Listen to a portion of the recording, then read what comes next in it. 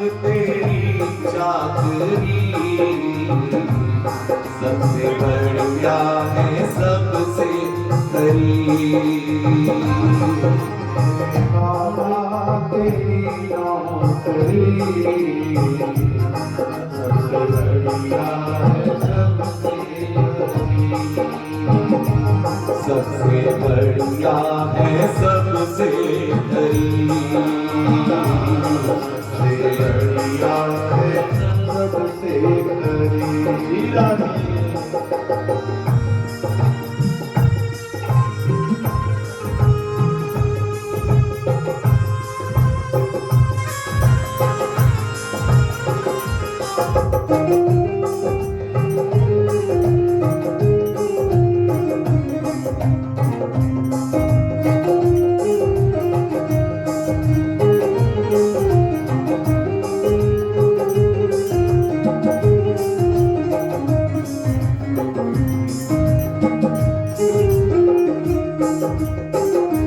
जब से तेरा गुलाम हो गया, तब से मेरा भी नाम हो गया,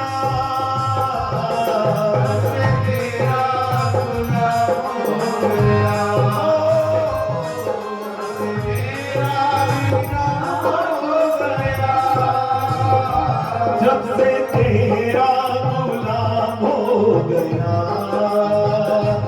तब से मेरा भी नाम हो गया,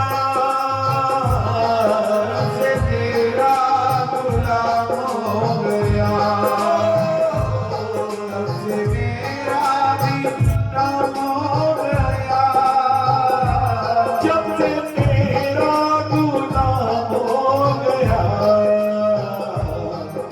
से मेरा भी नाम हो गया,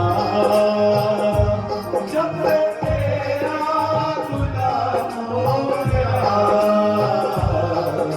से मेरा भी नाम हो गया। वरना औकात क्या थी मेरी, सबसे बढ़िया है सबसे करीब, वरना औकात क्या थी मेरी, सबसे बढ़िया है सबसे करीब। जब से तेरा नाम हो गया, तब से मेरा भी नाम हो गया। यहाँ पर अभी जितने भी लोग बैठे हैं, जितने भी भक्त बैठे हैं, मैं इस बात को लंबा नहीं करूंगा, क्योंकि ये वही बात आ गई, अपने पर्सनल एक्सपीरियंस है, अपने व्यक्तिगत अनुभव है, जो हमारे जीवन में घटनाएं हुई हैं जब से हम इसके साथ जुड़े हुए। बस आराम से उसको फरोल लो, उसको देख लो, तो फिर लगेगा कि उससे पहले वाली जिंदगी और उससे बाद वाली जिंदगी में क्या फर्क है, हमारी औकात क्या थी, हम कहां पर स्टैंड करते थे। वरना औकात क्या थी मेरी, सबसे बढ़िया है सबसे करीब, औकात क्या थी मेरी, सबसे बढ़िया है सबसे करीब। माता रानी तेरी चाकरी, सबसे बढ़िया है सबसे करीब,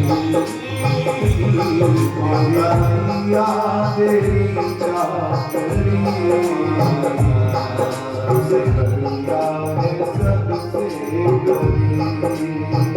ओ सबसे बढ़िया है सबसे करीब, सबसे बढ़िया है सबसे करीब।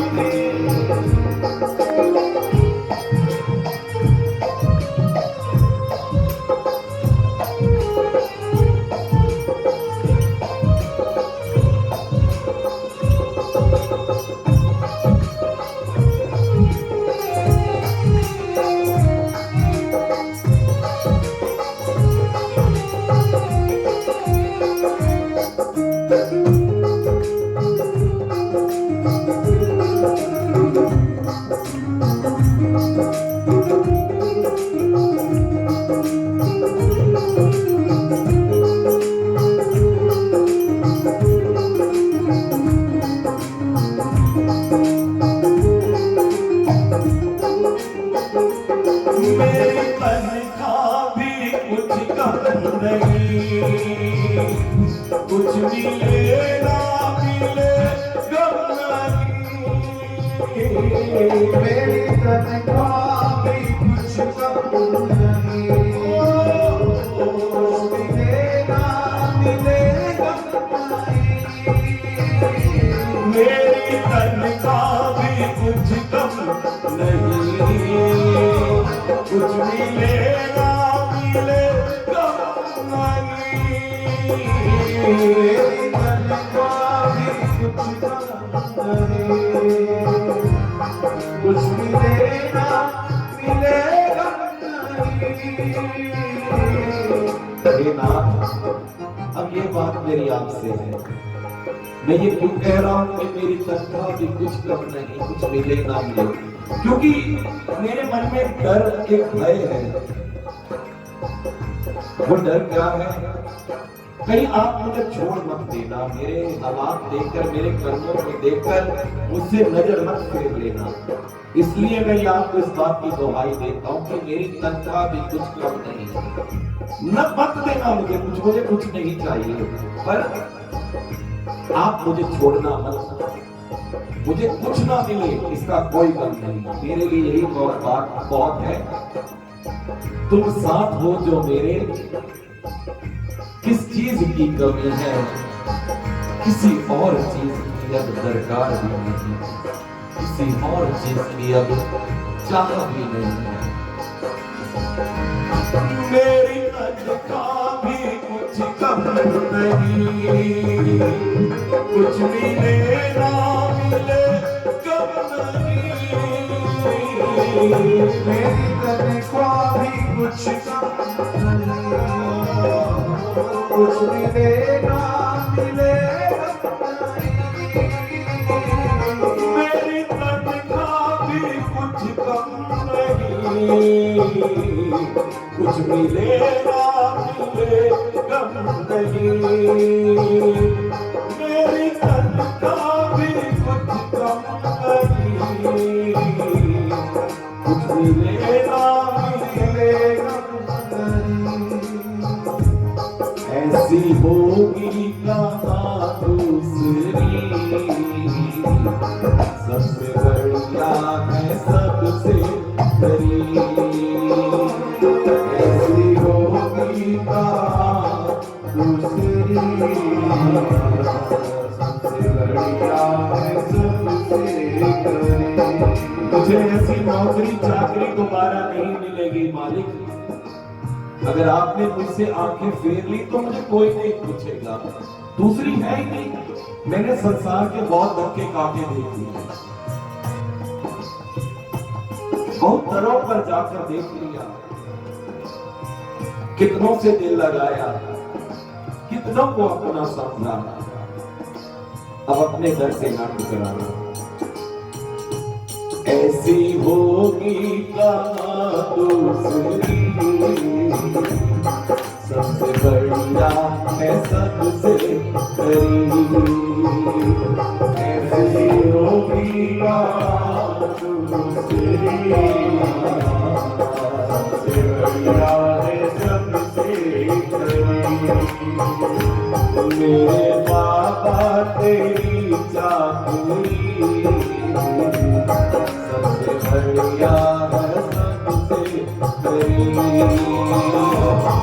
मेरे बाबा तेरी चाकरी सबसे बढ़िया है सबसे करीब।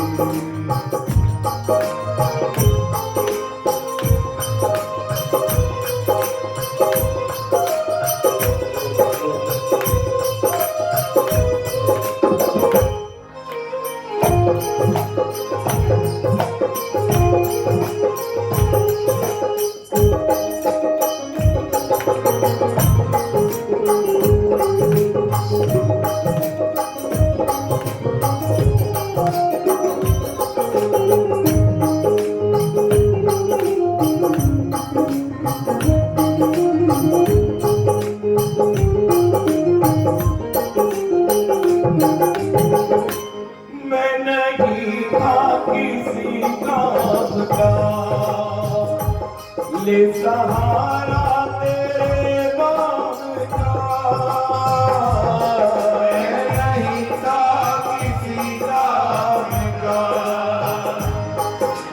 सहारा तेरे आएगा। ना मैं सोनी के ना गुण पल्ले, मैं कादा मान तेरे साथ। चारों पल्ले मेरे चिकड़ लिबड़े, ते मैं बैठ किनारे रोसा। सापत थोड़ा ते मैल गनेरी, ते मैं केड़ा मलमल दोसा। मैं नहीं था किसी का, पर जब से तेरा नाम आश्रय मिला,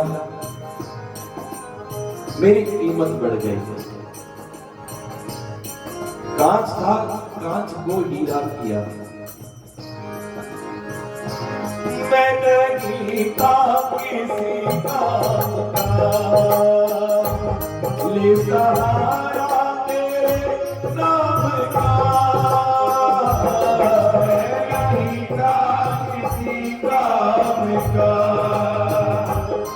ले सहारा तेरे नाम का। अभी कल ही मैंने संतों के मुख से एक बात सुनी। ये उन लोगों के लिए जैसे कि पहले कहा कि अभी तक अगर आपने किसी दर के साथ, किसी नाम के साथ अपना रिश्ता नहीं जोड़ा तो जल्दी से जोड़ लो। इसके लिए थोड़ी सी हिम्मत आपको खुद करनी पड़ेगी। बस एक बार जाने की, हम अक्सर मंदिरों में पढ़ते हैं ना, लिखा होता है कि तू मेरी तरफ एक कदम आ, मैं तेरी तरफ 10 कदम आऊंगा। तो मैंने कल ही संतों के मुख से सुना, वो कहते रास्ते में एक लकड़ी का टुकड़ा पड़ा था, भारी भारी भरकम टुकड़ा। तो वो लकड़ी का टुकड़ा विचार कर रहा था कि मेरा क्या बनेगा, कि मुझे कौन इस्तेमाल करेगा। कोई काट देगा या कोई फेंक देगा या किसी घर में लग जाऊंगा या चिता में लग जाऊंगा, तो मेरा क्या बनेगा।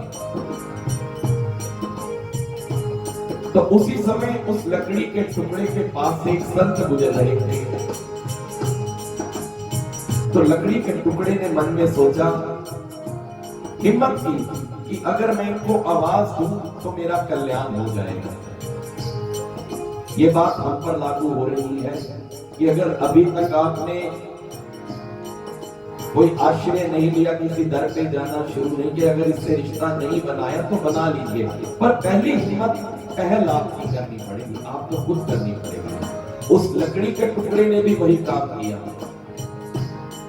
उसने संतों को आवाज मारी, भगवान मेरी बात सुनिए, हे संत भगवान मेरी बात सुनिए। संत सोचने लगे ये आवाज कौन मारा, आसपास देखा तो कोई नजर नहीं आया। तो लकड़ी के टुकड़े ने कहा, भगवान नीचे देखिए, मैं नीचे एक कांट का टुकड़ा पड़ा है, उसकी तरफ देखिए। तो संतों ने देखा तो नीचे एक भारी भरकम लकड़ी का टुकड़ा पड़ा। तो उन्होंने पूछा, तुम मुझे आवाज मार रहे हो? कहते हाँ। कहते बताओ क्या चाहते हो? भगवान आपके चरणों में प्रार्थना है कि आप मुझे अपने साथ ले जाओ। संतों ने कहा कि देख भैया, हम तो संत हैं, आज यहाँ कल कहाँ, और ना ही हमारा घर बार है, ना ही मेरी कोई ऐसी जरूरत है कि मैं आपको इस्तेमाल करूं। उसने प्रार्थना की कि भगवान मुझे अपने साथ ले जाओ, मेरा कल्याण कर दो। जब संतों ने ये बात सुनी कि ये लकड़ी का टुकड़ा ये कह रहा है कि मेरा कल्याण कर दो, तो उनके मन में भी आया कि इससे पूछा जाए कि कल्याण कैसे। तो उन्होंने कहा भी उन्हें शब्द इस्तेमाल किए हैं कि मेरा कल्याण कर दो। कल्याण कैसे होगा? कहते देखिए भगवान, अगर आप यहां से गुजर गए तो कोई किसान आएगा या कोई लकड़हारा आएगा तो मुझे ले जाएगा, ले जाकर क्या करेगा, अपने घर में रख देगा। घर वाले आगे क्या करेंगे, मुझे जमीन पे पटकेंगे, पटक के मेरे 2 फाड़ टुकड़े कर देंगे, फिर उसको भी छोटा छोटा करेंगे। उसके बाद जो घर की गृहिणी होगी, देवी होगी, मुझे चूल्हे में डाल देगी, मुझे ईंधन के रूप में रखेगी। हमारे इधर पंजाब में तो इसे बालन भी बोलते हैं कि बालन है। जिस चीज को जलाना हो, जिस चीज पे रखने कोई चीज बनानी हो, चूल्हे में डालने वाली लकड़ी को बालन कहा जाता है। तो मुझे वो चूल्हे में डाल देंगी, घर का खाना बनेगा, पता नहीं मेरे सिर के ऊपर क्या क्या बनेगा, शाकाहारी बनेगा, मांसाहारी बनेगा, वो भी पाप मेरे सिर पे ही चढ़ेगा। फिर उसके बाद मेरी जो राख होगी उससे वह बर्तन साफ करेगी, और वो बर्तन भी पता नहीं मांसाहारी होंगे या शाकाहारी होंगे। उसके बाद मैं नाली में बह जाऊंगा, मेरी ये दुर्गंधी होगी। पर अगर भगवान आप अगर मुझे अपने साथ ले गए तो मेरा कल्याण संभव है। संत ने कहा वो कैसे? वो ऐसे कि पहले तो आप मुझे उठाएंगे, यहां से सीधा जाकर मुझे यज्ञशाला में रखेंगे, मेरा नाम भी बदल देंगे। आपको मालूम हो अगर यज्ञ में हवन में जो लकड़ी इस्तेमाल करते हैं उसको ईंधन या बालन नहीं कहा जाता, समिधा कहा जाता है कि समिधा लाओ, हवन करना है। पहले तो आप मेरा नाम परिवर्तित कर दोगे, मेरा नाम समिधा रख दोगे, उसके बाद मैं हवन में इस्तेमाल होगा। कितने संत कितने हरि भक्त मुझे छुएंगे और फिर मुझे हवन कुंड में रखेंगे, फिर मेरे में आहुतियां डाली जाएंगी हर देवता के नाम की। कोई देवता नहीं रहेगा जिसकी आहुति मेरे थ्रू मेरे जरिए उस तक ना पहुंचे। फिर अंत में वहां भी मेरी राख बनेगी, पर अंतर है।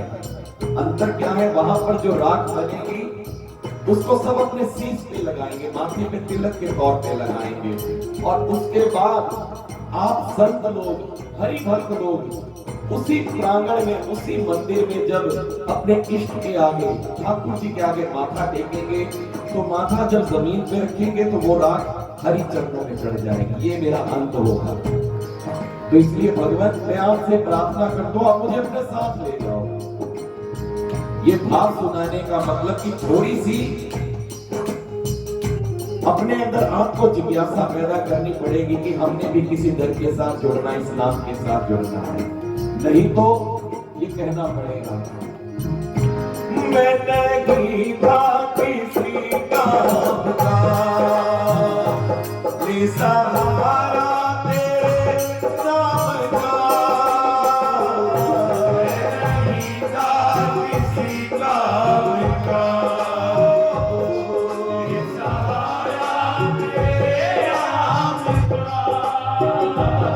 मेरे गुना पड़ना साडी बात असार ले जाना सी,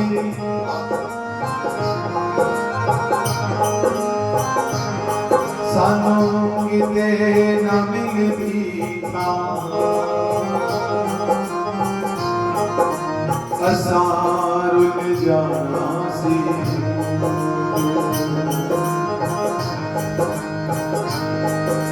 तू मेरा मैं तेरा, मानना पड़ेगा इस बात को, ये रिश्ता टूटे ना, भावें छूट जाए जग सारा, तेरा दर छूटे ना,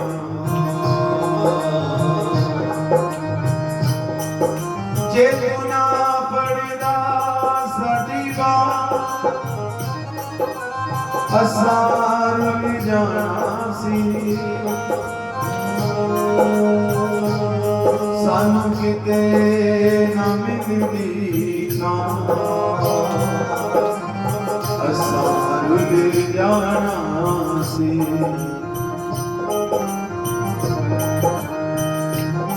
मैं नहीं था किसी काम का,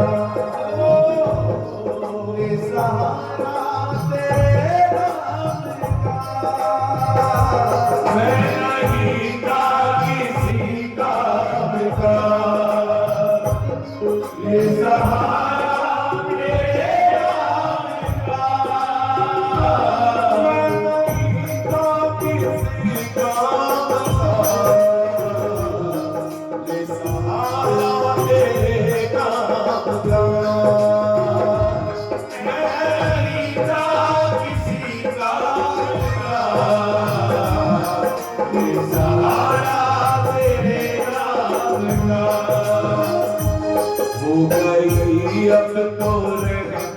तेरी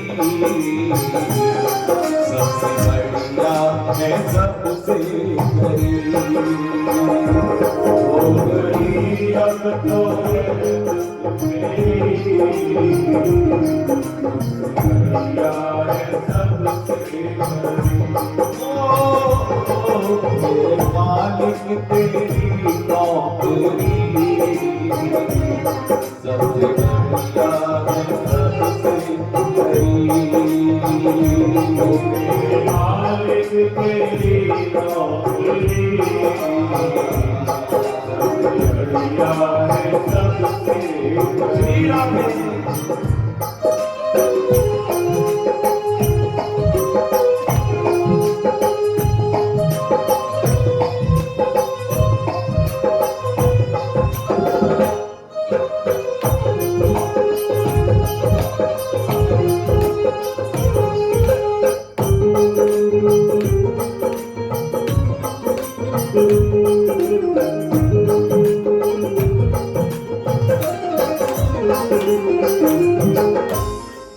खुशनसीबी का जब गुल खिला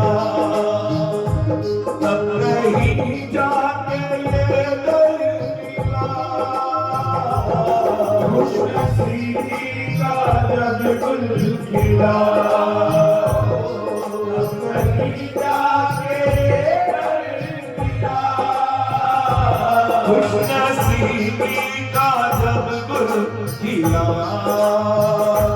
तब कहीं जाके ये दर मिला खुशनसीबी का जब गुल खिला तब कहीं जाके ये मिला खुशनसीबी का जब गुल खिला तब कहीं जाके ये मिला खुशनसीबी का जब गुल खिला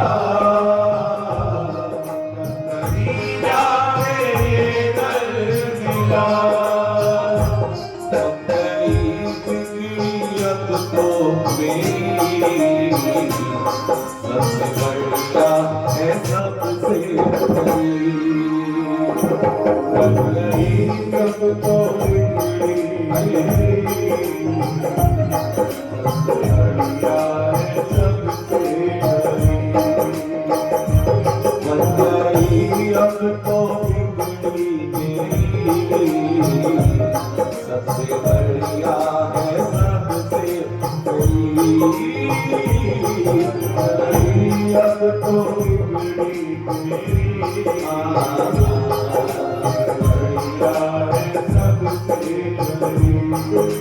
माता रानी तेरी चाकरी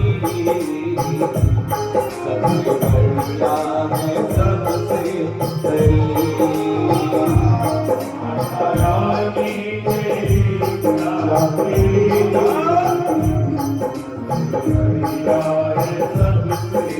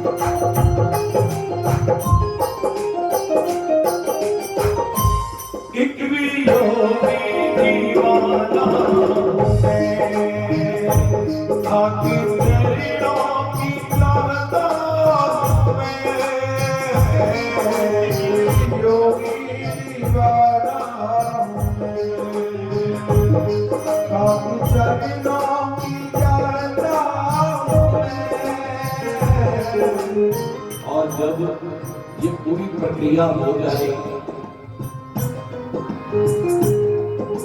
खुशनसीबी का गुल भी खिल जाए और इसका दर भी मिल जाए, तो उस समय अपना स्वभाव क्या हो जाता है, अपना मन का भाव क्या हो जाता है, वो यही कि और किसी चीज की चाहना नहीं रहती है। चाहना रहती है तो केवल हरि चरणों की धूल, आपके चरणों में स्थान और कोई नहीं, किसी चीज की इच्छा नहीं। अब देखिए रामचरितमानस में जहां पर केवट का प्रसंग आता है, उसके सामने साक्षात भगवान खड़े हैं, अपनी शक्ति के साथ खड़े हैं, सीता मैया के साथ खड़े हैं, पीछे लक्ष्मण जी खड़े हैं। तो केवट चाहता था कुछ मांग नहीं सकता था, उस समय जो कहता सरकार उसको दे सकते थे। और उसको भी मालूम था कि मेरी चौखट पे आज ब्रह्म आए हैं श्री राम के रूप में, वो परमेश्वर आया है। पर उसका स्वभाव क्या था, भक्त को किसी चीज की चाहना होती नहीं, होती है तो केवल इतने की है सरकार आपका दर ना छूटे, आपके चरण मुझसे दूर ना हो, आपकी चरण सेवा ना दूर हो, अगर चाहिए भी तो कुछ तो आपके चरणों की धूली। एक भी योगी दीवाना हूं मैं, खाके चरणों की कहता हूं मैं, एक भी योगी दीवाना हूं मैं, चरणों की चाहता हूं मैं, एक भी योगी दीवाना हूं मैं, चरणों की चाहता हूं मैं, योगी दीवाना हूं मैं, चरणों की चाहता हूं मैं। आखिरी इल्तिजा है मेरी, सबसे बढ़िया है सबसे बड़ी, आखिरी इल्तिजा है मेरी, सबसे बढ़िया है सबसे बड़ी। यहाँ पर शब्द है आखिरी इल्तिजा है मेरी, इल्तिजा मैंने प्रार्थना, इच्छा या मेरी चाहना प्यारे आखिरी है, पर कई जगह इसका अर्थ दो तरह लेते हैं। एक तो आखिरी इच्छा उसको कहते हैं कि जब संसार छोड़ना हो। अब भक्त पता नहीं किस मूड में है कि कौन से मूड से, कौन से स्वभाव से सरकार को कह रहा है आखिरी इल्तिजा है मेरी।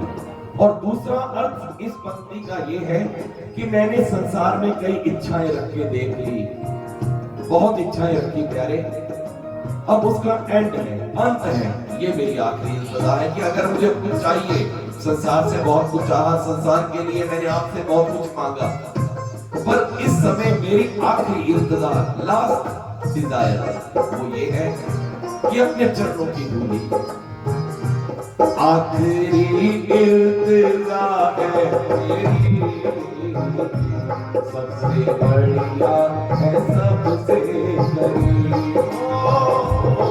आखिरी इल्तिजा है मेरी, सबसे बड़ी, मेरे मालिक तेरी चाहती, सबसे बढ़िया है सबसे बड़ी, मेरे मालिक तेरी चाहती, सबसे बढ़िया है सबसे बड़ी, मेरी मैया तेरी नौकरी, सबसे बढ़िया है सबसे बड़ी, मैया तेरी नौकरी, सबसे बढ़िया है सबसे बड़ी, चंडी स्वामी तेरी चाकरी, सबसे बढ़िया है सबसे बड़ी, स्वामी तेरी चाकरी,